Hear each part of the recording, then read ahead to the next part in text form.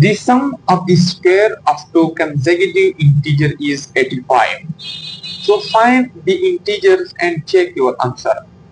अक्सर यूनिवर्सिटी और मुख्तलिफ किस्म के टेस्ट में यही सवाल आता है कि आप जो है ऐसे सवाल को कैसे हल कर सकते हैं, यानी the sum of square of two consecutive integer is 85। दो कंसेक्यूटिव इंटीजर है, जब आप इसका स्क्वायर भी ले ले और साथ साथ आप इसको जमा भी कर ले तो इससे आता है 85। वो कहते हैं find the integers and check your answer. वो इंटीजर भी मालूम कर लो और अपने आंसर जो है वो जो है हमें दे दे, यानी अपने आंसर को चेक कर ले। तो ये जो सवाल ये मुख्तलिफ किस्म तरीके के साथ जो है लोग सॉल्व करते हैं, लेकिन आज जो है मैं आप लोगों के सामने एक अच्छी तरीके के साथ सॉल्व करूंगा। लिहाजा सबसे पहले मैथमेटिक्स का ये रूल है कि वो चीज जो आपसे मांगी जाती है और आपको मालूम ना हो तो आप इसको x लेंगे, यानी लेस। ओके, क्योंकि ये हमें पता नहीं है तो हम इसको x लेंगे। तो सबसे पहले एक हम x लेंगे, ठीक है, ये क्या हो गया, वेरिएबल है। यहाँ पर कहते हैं कंसेक्यूटिव इंटीजर। तो पहले इंटीजर क्या है, 1 है। कंसेक्यूटिव का मतलब है कि लगातार। फॉर एग्जांपल एक के बाद क्या है, 2, ये 1 और 2 आपस में क्या, ये कंसेक्यूटिव है। लिहाजा x और क्या कहता है, द सम ऑफ, तो यहाँ पर सम का मतलब जमा, और क्या स्क्वायर, इस पर भी स्क्वायर लगाए और साथ साथ कंसेक्यूटिव इंटीजर। तो कंसेक्यूटिव इंटीजर का मतलब यह हो गया कि x तो वैसे भी हमने वेरिएबल लिया है और इसके के बाद क्या है, 1 है, तो 1 पहला इंटीजर है, तो इसके साथ हम जो है 1 लगाएंगे और इसके बाद क्या है, स्क्वायर, और इसके ऊपर स्क्वायर लगाएंगे। तो इस पर भी स्क्वायर और इस पर भी स्क्वायर लगाया, क्योंकि सवाल में यह दिया गया है कि the sum of the square of two consecutive integer is 85, और इसके बाद हम इक्वल साइन लगाएंगे और क्या लगाएंगे, 85।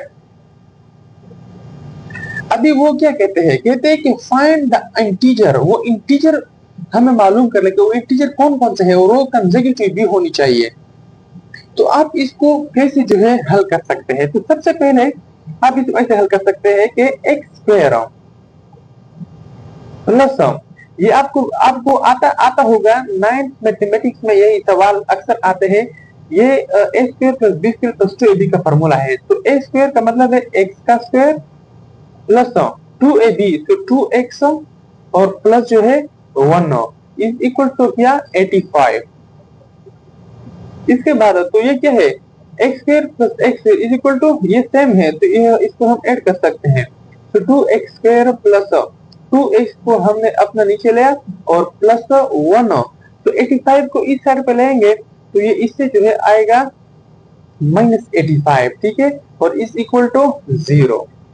तो इसके बाद आप जो है 2x स्क्वायर प्लस 2x और 1 -85 इज इक्वल टू -84। माइनस इसके साथ हम इसलिए लगाएंगे क्योंकि ये जो है -85 इससे ज्यादा है, -85 is greater than +1, so therefore we will put the negative sign with 84 and it is equal to 0। अब 2x square plus 2x minus 84, इन सबको हम 2 से डिवाइड करेंगे, ठीक है। तो ये या 2 इससे कॉमन भी ले सकते हैं, ठीक है। तो ये जो है आएगा, तो जब 2x स्क्वायर से 2 को कॉमन कर लेंगे तो यहाँ पर सिर्फ और आएगा, यानी वो रिमेनिंग ये आ जाएगी कि x स्क्वायर और इसे भी 2 को, तो फिर क्या x और फिर 2 4 8 और 2 दूनी 4, तो फिर आएगा 42। यानी जब आप इसे 2 को कॉमन कर लेंगे तो x square plus x minus 42, ये जो है रिमेनिंग आ जाएगी। इसके बाद अब इसके बाद जो हम फैक्टराइजेशन जो है मेथड अप्लाई करेंगे, फैक्टराइजेशन।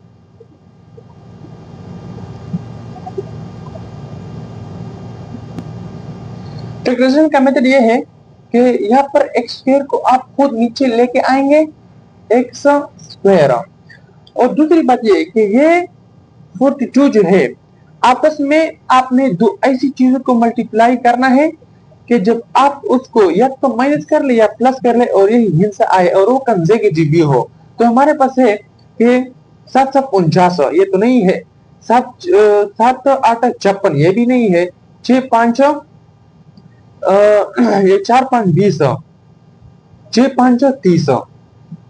ओके, तो यहाँ पर हम ऐसे नंबर को मल्टीप्लाई करेंगे कि इससे ये 42 भी आ जाए और साथ साथ जब हम उसी नंबर को मल्टीप्लाई कर ले, प्लस कर ले या माइनस कर ले और इससे ये प्लस एक्स भी आए, तो हमारे पास 42 है। ठीक है, तो 7 6 42, 7 ज़रबे 6, तो 7 6 42 से क्या आता है?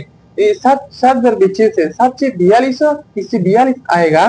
तो यहाँ पर जो है अगर 7 से हम 6 माइनस कर ले तो फिर क्या आएगा? 1। ठीक है, तो आप यहाँ पर हम 7 ज़रबे 6, यहाँ पर हम लगाए कि प्लस। ओके, 7 एक्स मनफी 6 एक्स मनफी 42 इज इक्वल टू 0। इसके बाद अब यहाँ एक्स स्क्वायर हो गया। ठीक है, प्लस 7 एक्स मनफी 6 x minus 42 is equal to 0। अब हम यहाँ इससे x कॉमन कर सकते हैं क्योंकि इस यहाँ पर भी x मौजूद है और यहाँ पर भी x मौजूद है, तो यहाँ पर हम x को कॉमन कर लेंगे तो यहाँ पर जो है रह जाएगा कि x प्लस 7 और यहाँ पर जो है हमने तो -6 को जो है हमने कॉमन करना है और यहाँ पर जो है मनफी जरा मनफी जमा, मनफी जरा मनफी जमा, यहाँ पर प्लस 7 आएगा क्योंकि 7 6 7 7 42 और इज इक्वल टू 0। अब ये तो आपस में इक्वल है ना, ये दो आपस में इक्वल है, तो आपने यहाँ पर लगाना है कि x प्लस 7 ये हो गया। ठीक है, और x मनफी 6 तो बराबर हो गया x जो है x ये बराबर हो गया -7 और x जो है ये बराबर हो गया 6।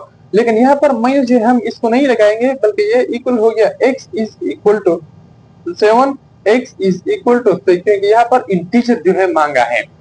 अब वो कहता है कि चेक योर आंसर, आप आंसर को भी चेक करना है। तो आंसर को आप कैसे चेक कर सकते हैं?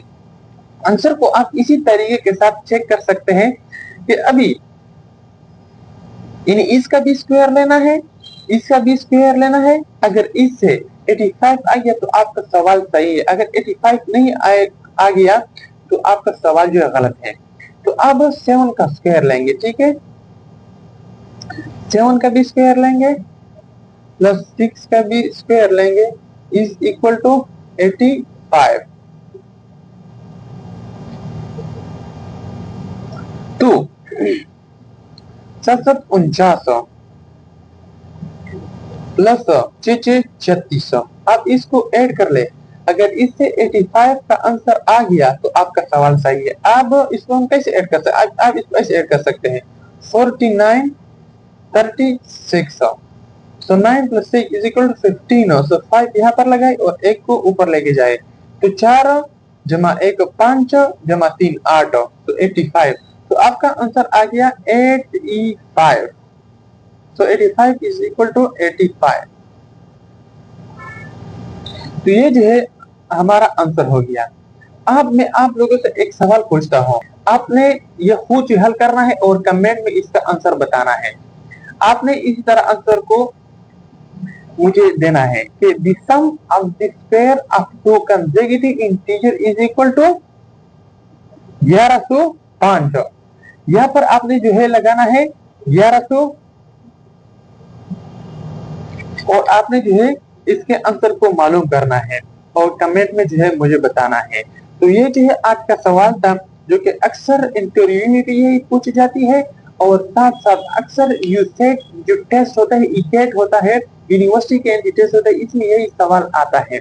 लिहाजा ये मुझे किसी दोस्त ने सेंड किया कि आप इसको कैसे सॉल्व कर सकते हैं, तो मैंने सोचा कि मैं आप लोगों के साथ भी इसी वीडियो को शेयर कर लो। लिहाजा अगर आपने इस वीडियो से कुछ सीखी हो तो आपने जो है कमेंट में बताना है और साथ साथ अपने दोस्तों के साथ भी ये वीडियो शेयर कर रहे हैं।